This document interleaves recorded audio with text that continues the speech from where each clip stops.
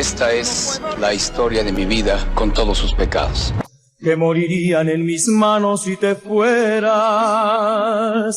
Espera un poco, un poquito más, para llevarte mi felicidad. José Rómulo Sosa Ortiz, mejor conocido por su nombre artístico, José José, nació el 17 de febrero de 1948 en Azcapotzalco, Ciudad de México. Sus padres fueron Margarita Ortiz y José Sosa Esquivel, quienes también estuvieron involucrados en la industria musical. También conocido como el príncipe de la canción, fue uno de los artistas latinos que más éxito tuvo durante las décadas de 1970 y 1980. Muy reconocido en toda la región por su extraordinaria voz y por su interpretación de la balada romántica. Lastimosamente, como a muchos, su vida llena de excesos le jugó una muy mala pasada. El famoso intérprete fue víctima del alcohol y la depresión, que le ocasionó la pérdida cronológica de su majestuosa voz.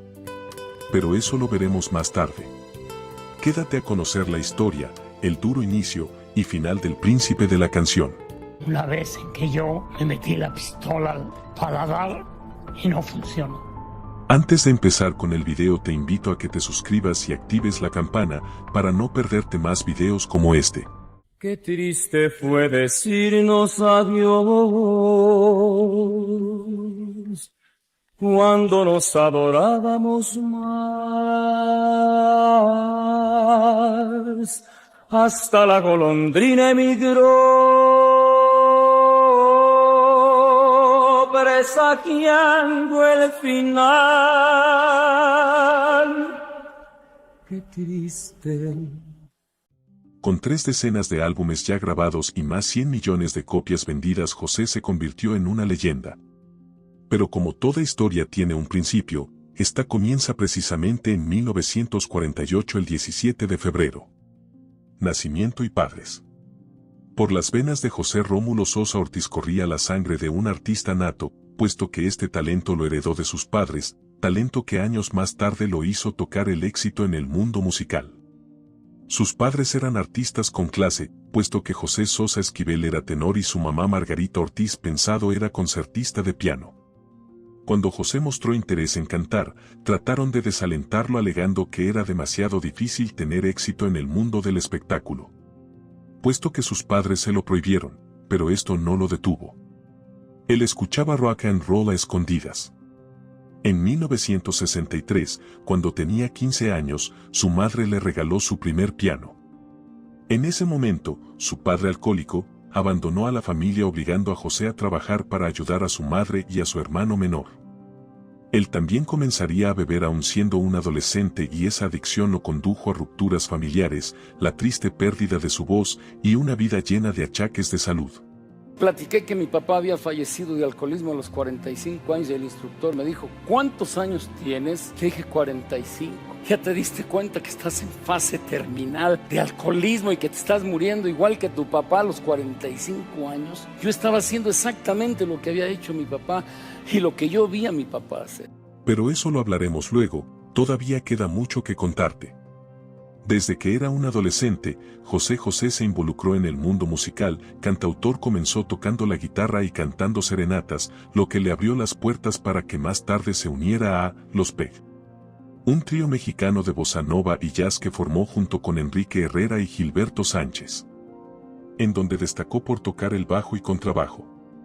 El talento de José José dio mucho de qué hablar cuando en los 60, el príncipe de la canción, por cosas del destino o suerte, fue invitado para cantar una canción en un cumpleaños. Pero no era el cumpleaños de cualquier persona, sino de la secretaría ejecutiva del director gerente de la prestigiosa Orfeón Records. Fue allí que pudo firmar un contrato con ellos. El cantante logró firmar su primer contrato con RCA Víctor y grabó su primer álbum en esa casa discográfica bajo el nombre de José José, en honor a su padre.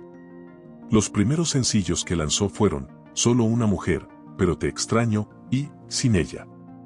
A principios de 1970 lanzó la canción La nave del olvido, del compositor argentino Dino Ramos, la cual se convirtió en su primer gran éxito en México y América Latina. Y grabó su segundo álbum, La nave del olvido.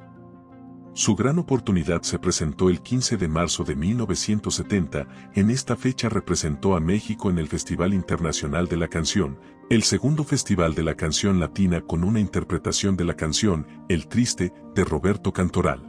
Hasta la golondrina emigró, presagiando el final. Qué triste. Aunque José José había terminado en tercer lugar, esta calificación originó una gran disputa en el Teatro Ferrocarrilero por el público asistente, el cual consideró que era injusta la calificación. Pero la canción ayudó a lanzar su carrera musical a un público más amplio. En 1973, Frank Sinatra escuchó su música en Reprise Records y lo invitó a grabar un dueto y un álbum completo bajo la discografía de Sinatra. La colaboración fue imposible debido al acuerdo de exclusividad de José José con su compañía discográfica. José dijo que comenzó a beber a la edad de 15 años, cuando su padre, un alcohólico, se fue de casa. Como resultado de su alcoholismo, desarrolló un hábito por las sustancias ilegales. Afirmó que su adicción se debía a que era frágil, débil, inocente, ignorante, de carácter débil y no sabía cómo decir que no. Yo cuando me di cuenta de que no podía parar de beber, me dio mucho miedo. Dije, Dios mío, ahora sí que me metí en el gran problema de mi vida. No puedo controlar esto, llévame por favor. A principios de la década de 1970, después del éxito de El Triste y la falta de colaboración con Frank Sinatra, cayó en la depresión y el alcoholismo. Pero con la ayuda de sus amigos y familiares logró dejar de beber por un tiempo. Su batalla en curso contra el alcoholismo continuó durante las décadas de 1970 y 1980. Asistió a reuniones de autoayuda y dejó de beber por periodos de tiempo, pero volvería a caer en la adicción. Empecé a beber a esa edad por las serenatas, para el frío, para darte valor. Después en los bares, para darte la oportunidad de conocer gente que te invitaba a convivir. Durante su carrera como cantante, José José padeció de diferentes enfermedades. Sufrió un severo caso de neumonía en 1972 y su diafragma quedó paralizado. La enfermedad casi termina su carrera y con su vida. Pero se recuperó después de meses de terapia, las cuales incluían ejercicios de respiración. Pero uno de sus pulmones quedó permanentemente dañado. En 1987, se sometió a una operación en el Cedars-Sinai Medical Center para extirparse los ganglios del pliegue vocal como consecuencia del uso excesivo de cortisona antes de cantar, el consumo de alcohol y la falta de descanso después de muchas de sus actuaciones. José sufriría graves consecuencias de su problema con el alcoholismo, ya que su salud vaciló durante la década de 1990. Pero todo esto no lo detendría. Ya desde mediados de los 90, a pesar de que se seguían acumulando sus éxitos y dinero, se hizo claro que el cantante tenía serios problemas de voz. En los 80 se lanzaron varios álbumes exitosos, incluyendo Amor, con el cual consiguió ventas por más de 1,5 millones. En 1983 se lanzó el álbum Secretos, el cual colaboró con Manuel Alejandro para las composiciones del álbum. Lo dudo y El amor acaba fueron éxitos importantes del álbum. Y Secretos se convirtió en el álbum grabado más vendido en su carrera con 4 millones de copias vendidas. Secretos fue nominado para el Grammy al mejor álbum de pop latino en los Grammy Awards de 1985. Tras el lanzamiento de Secretos, José continuó con el éxito internacional. Lanzó Reflexiones en 1984. El álbum fue escrito, producido y arreglado por Rafael Pérez Botija y vendió más de 2 millones de copias en todo el mundo.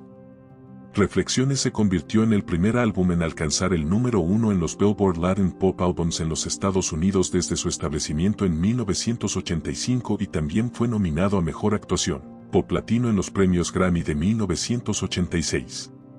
A principios de la década de 1990, la voz de José comenzó a deteriorarse. Empeoró con el tiempo y se hizo evidente en sus actuaciones en vivo. Su consumo excesivo de alcohol y su incesante actividad en su carrera hicieron que su voz se tambaleara. Debido a los problemas matrimoniales, volvió a caer en sus adicciones. Tuvo 2 hijos con Añel, su primogénito, José Francisco Carmelo Augusto, conocido como José Joel, y Marisol Estrella Margarita Elena.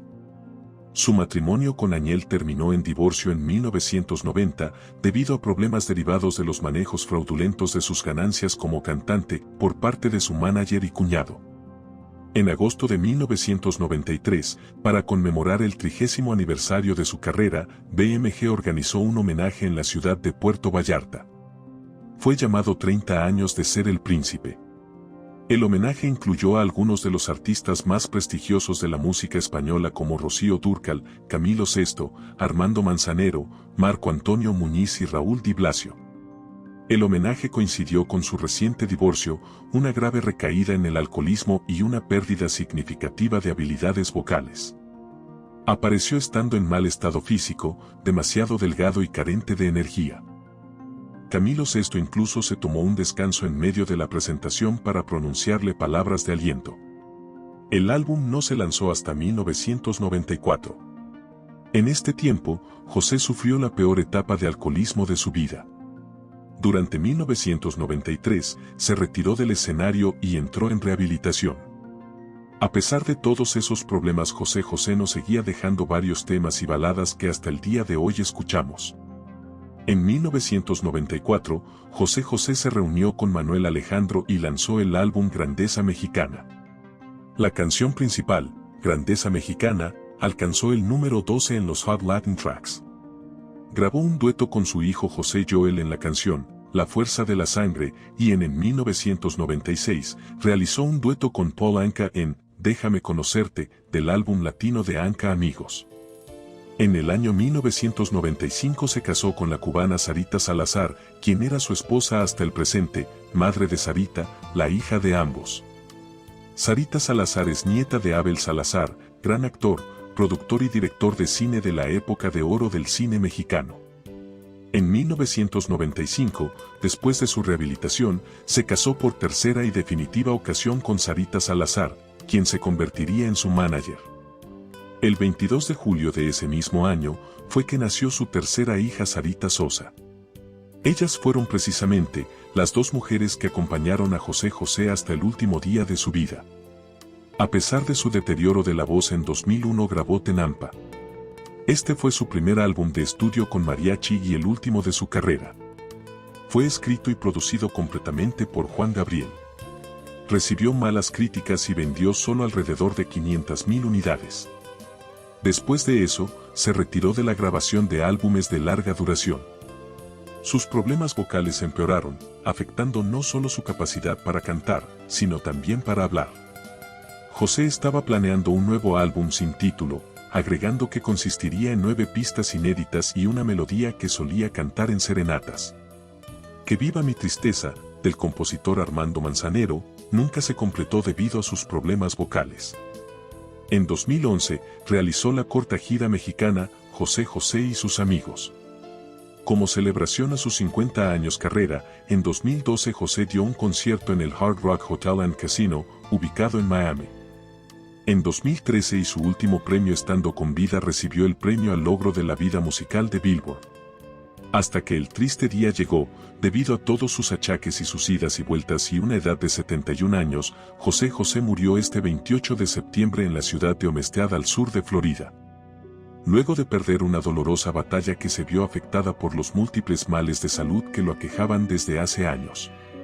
Y que lo llevaron a un estado crítico, que lamentablemente aumentó cuando le detectaron un pequeño tumor cancerígeno en el páncreas.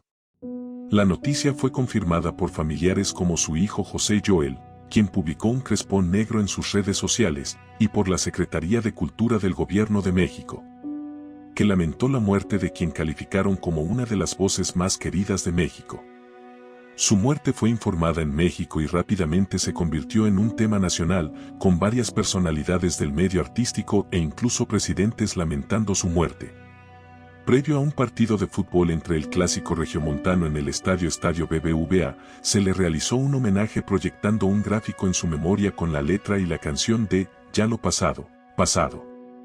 El 8 de octubre se anunció la ruta del cortejo fúnebre, que la mitad de las cenizas de José enviadas a México tomarían, teniendo un homenaje en el Palacio de Bellas Artes, una misa en la Basílica de Santa María de Guadalupe, otro homenaje en el Parque de la China y finalmente serían enterradas en el Panteón Francés de San Joaquín.